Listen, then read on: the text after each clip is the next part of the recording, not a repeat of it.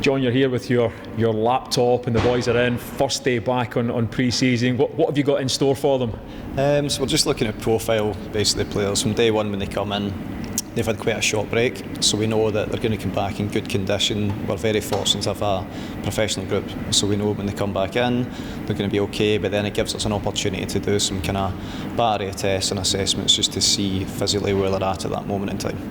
And then what's the plan from then on? Obviously we head away to Austria next week. Is that the stage where you begin to ramp things up? Yeah, I mean, to be fair, like I said, because it's been a relatively short break, 3 weeks isn't much. We've had a lot of games towards the end of the season. Players are in a good place, so we feel confident that even this week, despite it being the first week, we've got an opportunity to kind of increment the training load and get them going. Yeah, traditionally, if you speak to footballers from a few decades ago, they hated pre-season because they were off for 8-9 weeks and they came back really unhealthy. But these are naturally fit guys we've got here. Yeah, say the group's a good group. We're fortunate in that way, and it gives us confidence that we can put a training kind of plan in place that gets them going pretty quickly. We've got some big games coming up in the first few weeks, so we don't really have time to waste. So profile them, get them training, and get them going. We've had a glimpse today of the likes of Scott Sinclair in the gym, doing jumps and things like that. What specifically has he been doing? Yeah, so essentially what we're looking at is the jumps himself gives a nice little idea on their kind of outputs in that specific movement pattern.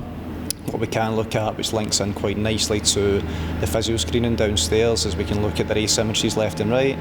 Certain variables within that can tell us information about what we can then use to put in a kind of programme of strength, if it's developmental or preventative, regarding that individual player. So yeah, some nice information. Depending on the individual, we then use that moving forward to put in a programme that suits them. Yeah, so that's the plan then, because it's all very well having the information, but so talk us a bit more about what that information feeds into. So essentially with each player, obviously we're looking at profile to look at what they are as an athlete. We're also looking at what stage they're at in their career, and then that allows us to put that programme in place that suits them as an individual and also to prep them for training games.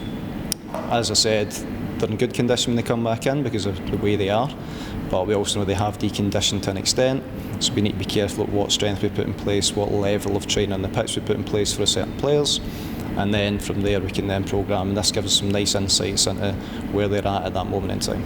So a little bit like, when you go to the gym and you sign up for PT sessions, every player here's on their own personal programme. Yeah, it's very important. That's the most important thing about it, is that they have an individualised approach, that they have responsibility and autonomy within that they know it's suited to them.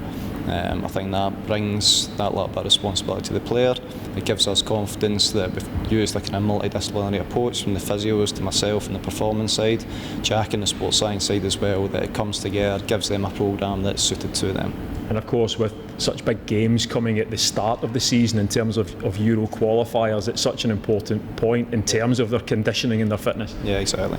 That's it's a big part of it. We can come up against teams in the early phases who are mid-season, so we've got a job to do to try and prepare them as quickly and as efficiently as we can to make sure that they can cope with that level of game.